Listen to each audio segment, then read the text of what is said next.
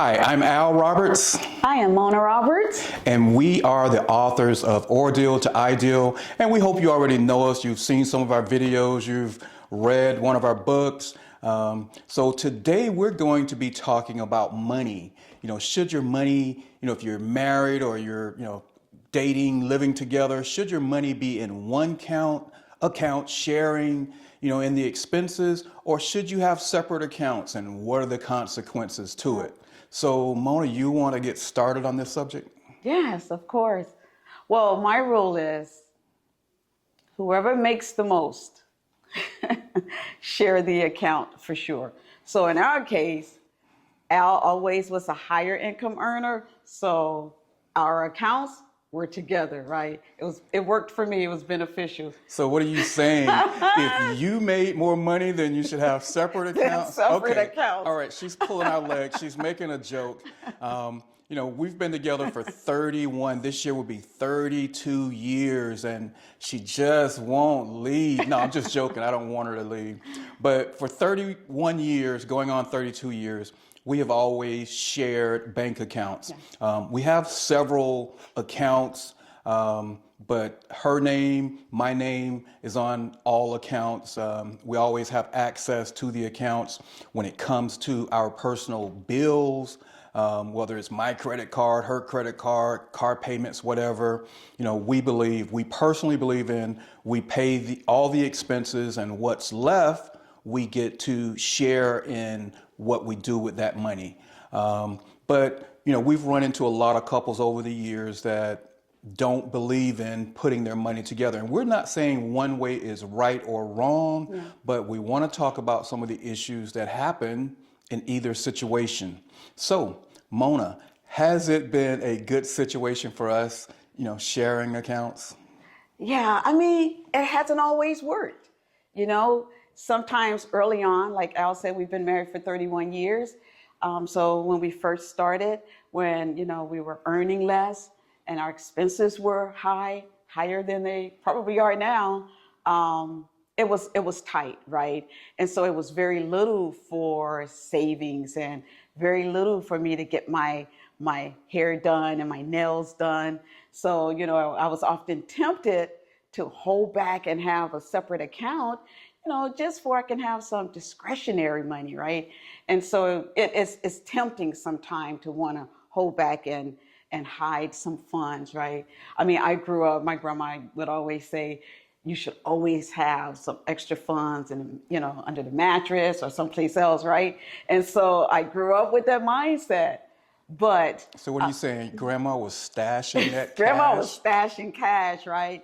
And so for me, it worked with Al and I putting our funds together.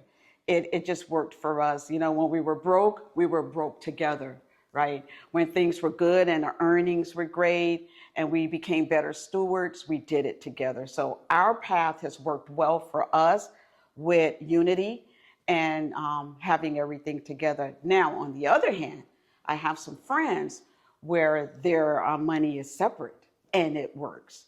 So I think the message is having great communication and being completely honest with each other and creating a plan for what works. Because I don't think either one way is perfection. You just have to put the two people together and say what works for us and institute that plan, and I think it'll work. Okay, so those times when you told me, when I was looking for some aspirin or something, and you told me to go look in your purse, and in that little zipper part, I found a few $100 bills. Was that your stash? That was a little bit of my stash. Were you holding out on me? Okay, all right, no big deal.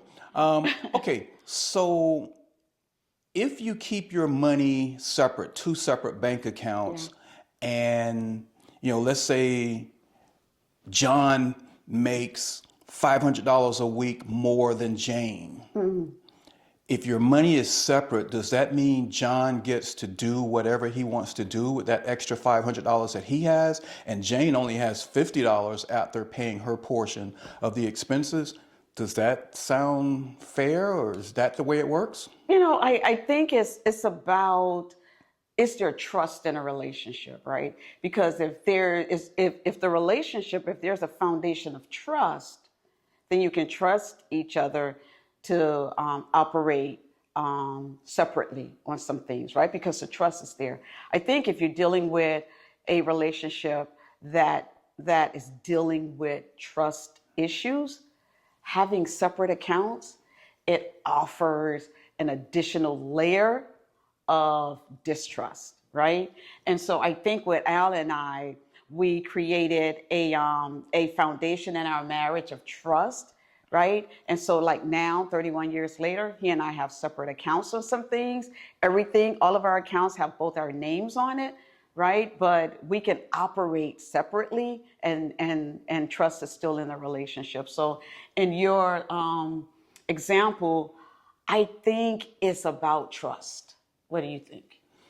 It has to be rooted in trust. Okay, is it a trust factor when, I don't think it's about trust. If I have an extra $500 left and you only have 50, and I'm going out buying new clothes or new golf clubs, and you're just trying to figure out how to get your nails and your hair done, I think it becomes an issue of what's fair. You say you love me, but we're supposed to be one till death do us part, but you get to live a better life because our money is separate. Yeah. I think that's going to create some animosity, some issues in relationships. Yeah, and here goes the importance of communication, right? Because if you have $500 extra, I have $50 extra. That's really like we have $550 combined extra. Now, what's our plan? What's our goal? Did we create a plan? Al and I have been very, very fortunate to create a plan every year. We call it vision board. But what's the plan for that extra $550 when we get paid? Are we on task to buy a home, pay off some debt? Are we going on vacation this year, right? We can't just be spending just loosely, right? Yeah. What is the plan, right? So that 550, are we saying, hey, every pay period, I get 150 and you get 150, right? That's $300. We're gonna bank the other 250, right? What's our plan? The Bible says, write the vision and make it plain, right? And so what are we doing and what's the plan? That's good. That's good. Each person in this relationship is going to see things fairly because, you get 150, I get 150 to, do some of the things that we want to do. And then we're taking a portion of it that's a part of the longer term plan, and we're investing it, or we're doing something to improve our financial situation.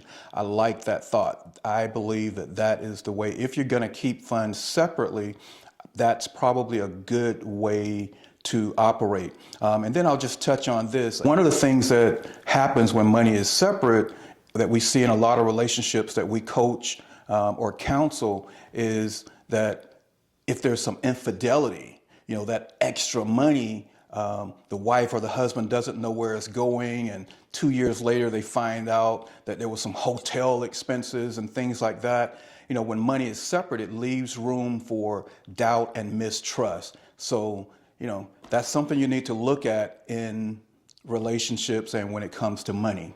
All right. We're kind of running out of time on this one, but we hope you will tune in to some of our other videos on ordeal to ideal as it relates to marriage. All right. Be blessed. Thank you.